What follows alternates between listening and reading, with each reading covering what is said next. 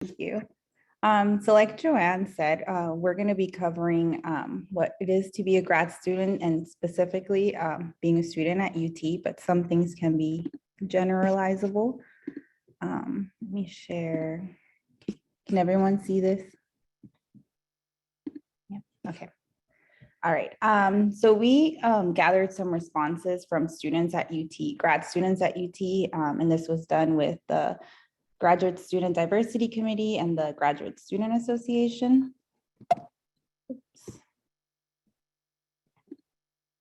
So living in Austin, so that's a big topic.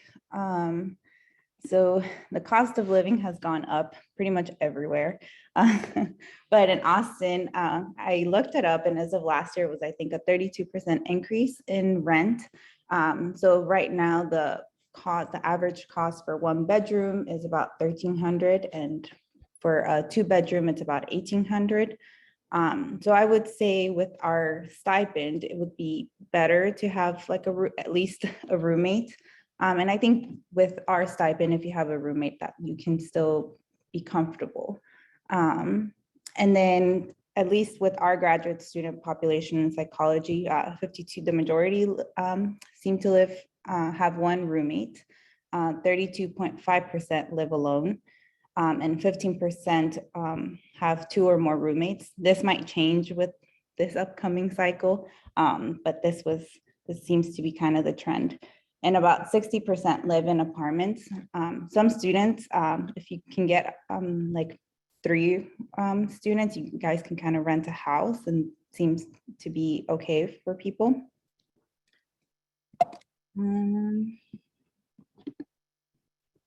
Okay, and then commuting to work or campus. Most of us work in the psychology building, but a lot of people can either work at the Dell Medical School or other buildings.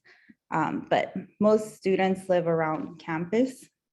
So their average commute is about 17 minutes, which is not bad at all. 30% drive, and 92% of students have a car. And I would say, at least in Austin, it's better to have a car, but it's also doable to not, like, you can get by without a car since we have like decent transportation. So 32% take public transportation, and it's free with the student ID. So you can take, that's any bus, not just like the UT shuttles.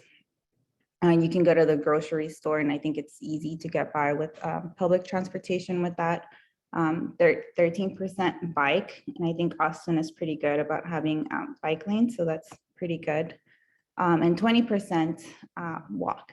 And then just a fun fact, Austin is the 29th most walkable large city in the US. Right, Ian, I think this was you. Yes, so one of the other questions that we asked grad students is how do we manage our time? And some of this might be a little bit specific to UT students as opportunities for leisure and time management activities differ in different places. But basically, as far as our student body went, we really used a lot of to-do lists. I can speak personally about that one. I probably have 300 reminders on my reminders app that are gonna be giving me notifications over the next 3-6 months. Taking breaks,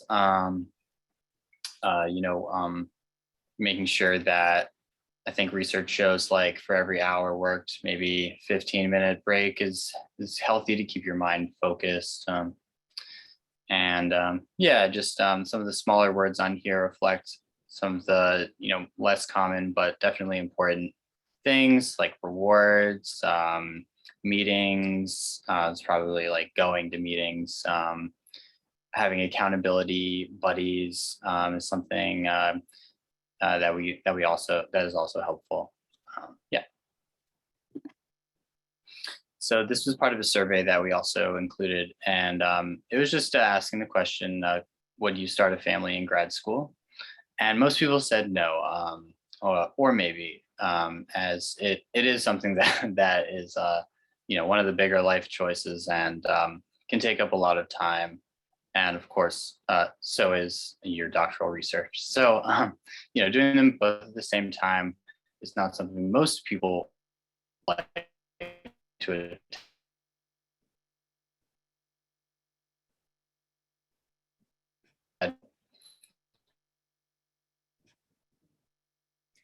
Then we asked to follow up. Ian, I think you froze. Can you repeat the last part?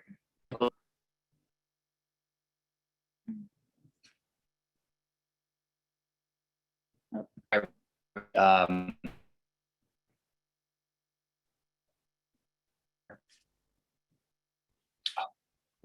I think Okay. everyone is frozen for me. Sorry. Can you repeat the last part? I'm gonna try and put it totally. So just that the average perceived difficulty of starting a family for those 6% who did say they would try it was about 70 out of 100. So Thank you. Okay, so contrary to what you might have heard from certain sources, it is possible to have fun in grad school. So these are just a sampling of a lot of the ways that UT grad students say they have fun. Things like reading and cooking, a lot of outdoor activities, especially being in Austin in a warm climate. A lot of people take advantage of that and go running or kayaking or hiking. And a lot of people do spend time with friends in this program because you come in with a cohort. You might also have other students in your lab. It's easy to get close with other grad students and form friendships that way. But I will also say it's nice to make friends outside of the grad program as well. So take advantage of the city that you're in and join some interest groups and clubs and kind of get out of that headspace that way too. Can be really rewarding as well. But the most fun is pets. So about half of the grad students in our program said they have pets. And Austin in particular is a very pet-friendly city. It's fourth on the list of pet-friendly cities in the country. And a lot of people get their pets from local shelters, especially like no-kill shelters. There's a lot of them here in Austin, like Austin Pets Alive, Austin Dog Rescue, and Austin Animal Shelter. And a lot of times they'll have like adoption events where they reduce or get rid of adoption fees, and it can be a really nice way to bring a pet into your life. All right, so thank you for that, guys.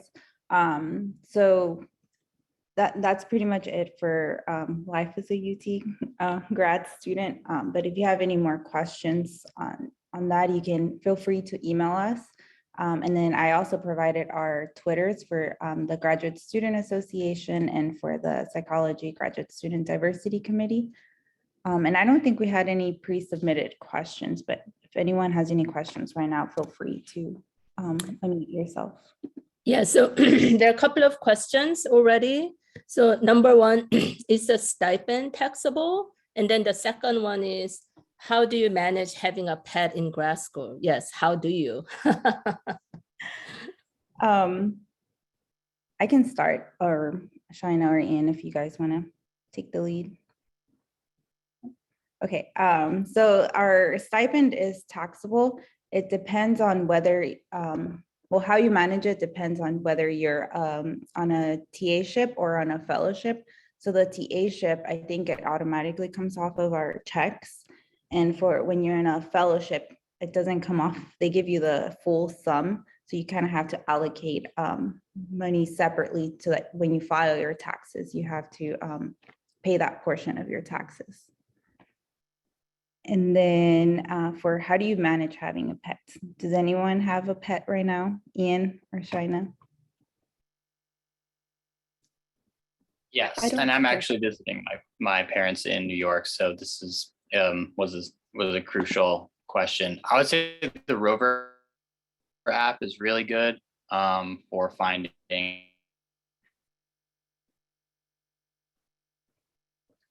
your dog, and friends are also like really helpful at a certain point.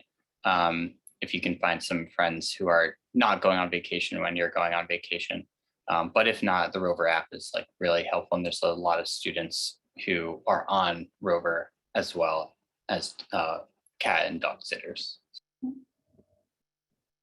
So I briefly brought my dog from home, I think last year.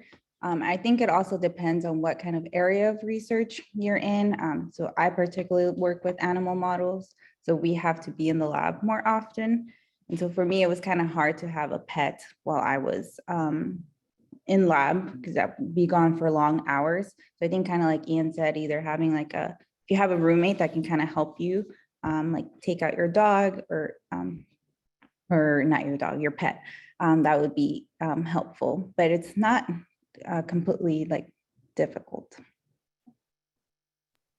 The other question is, are most grad students able to manage having a social life, personal family time, and school workload? So if you guys can address that. Yeah, I think it's very doable to manage social life on top of grad work, but a lot of that does come down to time management. So like what Ian was talking about, you're kind of in charge of your hours as a grad student. A lot of mentors won't, tell you to be in lab at certain times. It's really, you have a certain amount of work to get done, and it's up to you to figure out when you want to get it done.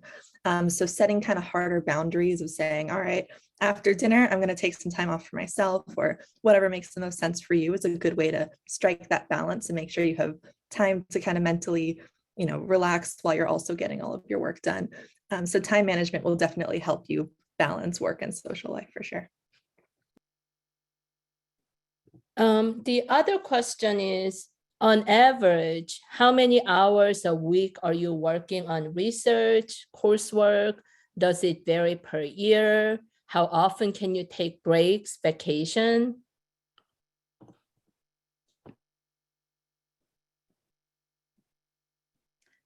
I would say it kind of varies by year. I think your first year, you're kind of focused on learning things in your lab and also taking your required courses.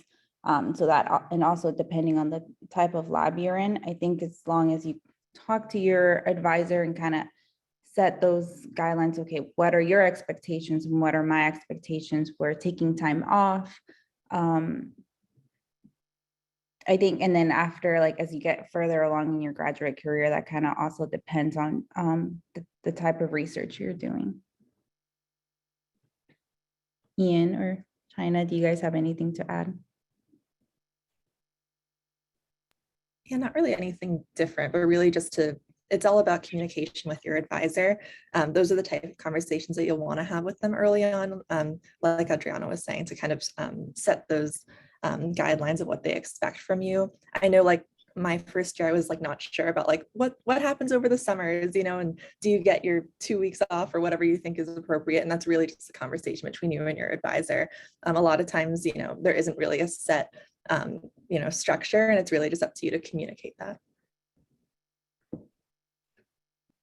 Yeah, I agree with that.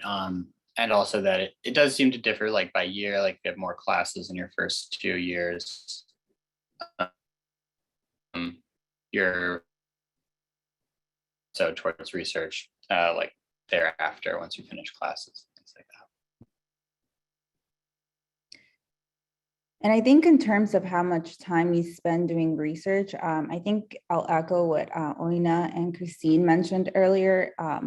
At least 50% of your time is spent doing research.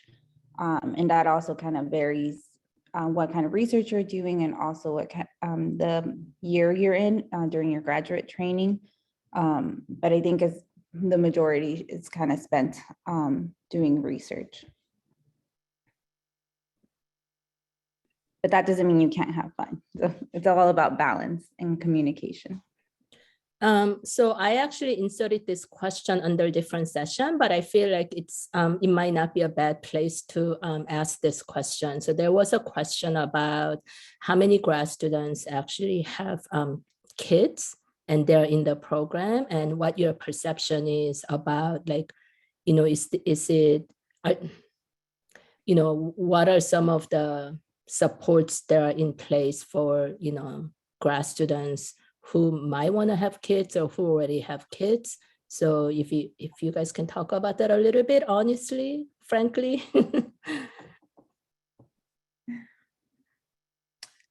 I don't personally know a lot of grad students that have kids. I remember the cohort that came with me, one of the grad students already had a baby or had kids, and she seemed to be doing well.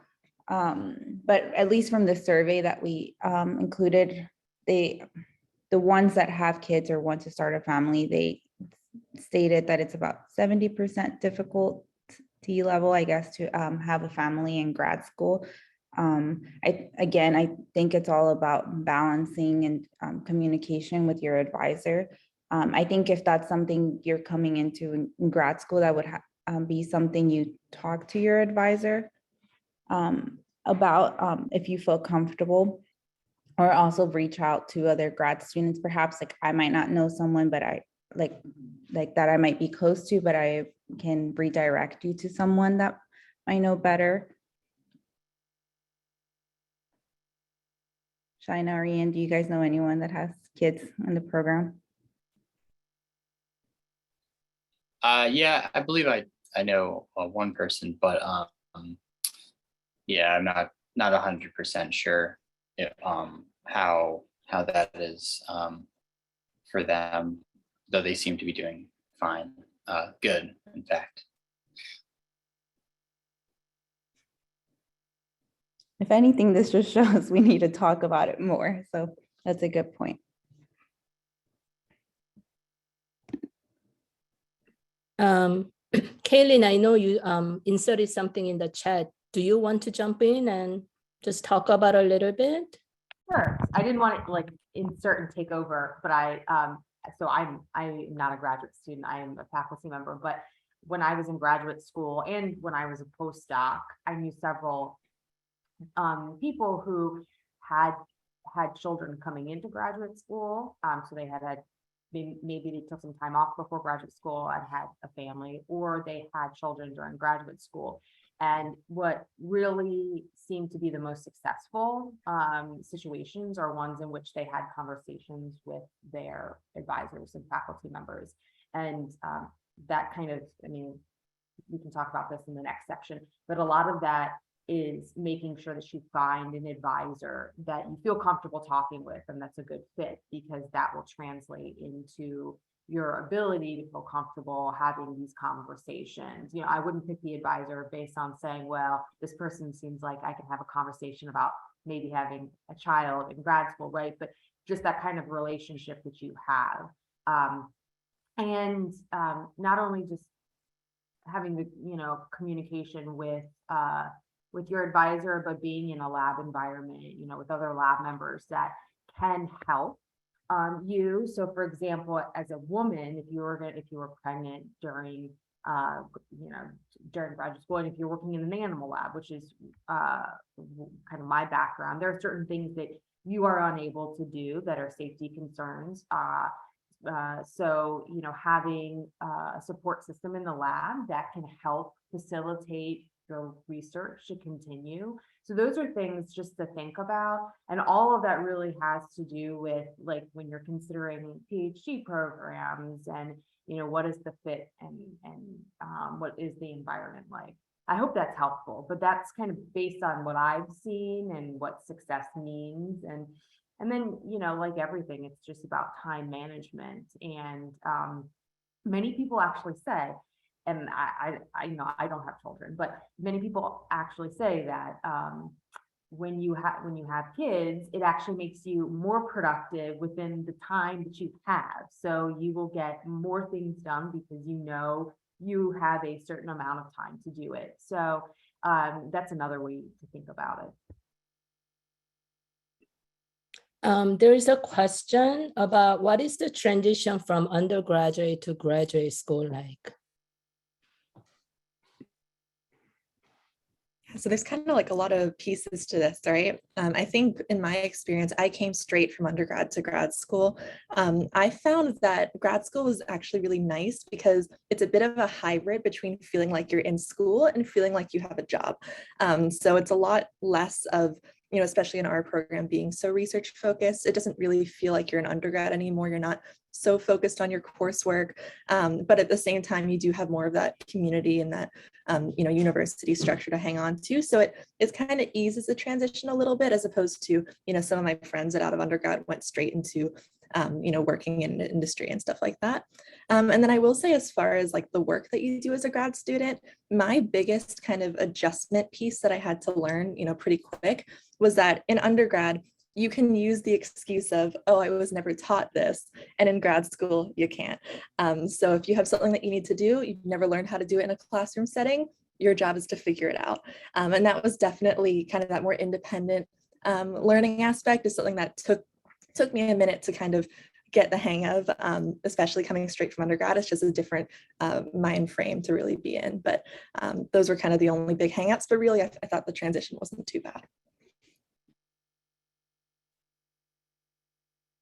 I'll echo what China said. I think the biggest, well, I also came straight from undergrad, and I think the biggest challenge initially was kind of, learning that you have to be independent, but it doesn't mean that you can't reach out to your fellow peer graduate students for support and your PI. It is kind of like, if you don't know something, it is up to you to kind of learn that, but also know that you have support from other graduate students and your advisor. If you feel like you need a little bit of extra support in that sense. Ian, did you take a break from undergrad and grad school?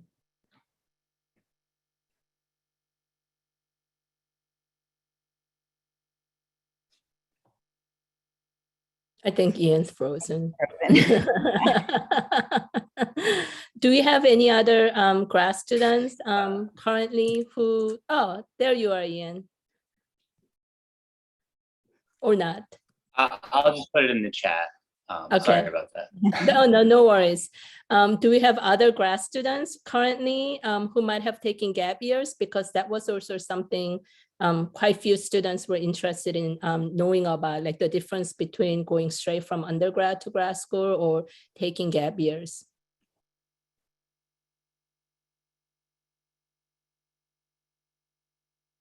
I similarly went straight out of undergrad, so can't really speak to the gap year.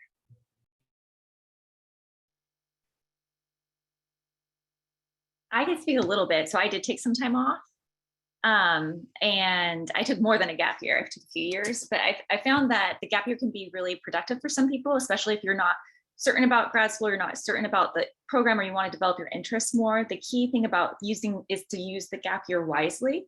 And so if you know that you're interested in pursuing grad school, you're just kind of trying to hone your research interests or trying to get more experience, you really want to try to use that gap year to show that you are actively pursuing something that aligns with your ultimate career or grad school goals. So if you can spend that time in a lab, getting additional research experience, making connections, taking additional courses, if you're doing a postbac, and you're trying to reach course requirements. And I found that for those of my peers that did do a gap year, they found it to be incredibly helpful.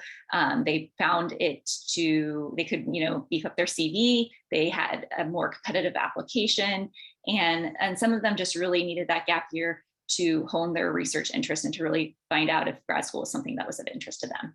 I also had a lot of peers that went directly from undergrad to grad school, and they knew exactly what they wanted to do, and that was the best path for them. So it really is kind of an individual choice, what's the best fit for you. And I will say, I think after the pandemic, I think more students seem to be taking gap years between undergrad and graduate school, again, to kind of just get that more hands-on experience and kind of seeing if that is what they want to do. Because I think a lot of undergraduates that were volunteering in labs were mostly virtual, and now that we're kind of transitioning in person, they want to have more of that hands-on experience if they didn't get that during the pandemic. Well, that marks the time for the second session. Is there anything else that you want to talk about, Adriana, before I move on to the next one? No, I think that's it. I just want to say, if anyone wants to reach out to us, let us know. We'll time our emails in the chat. Okay, so I'm going to stop recording for now.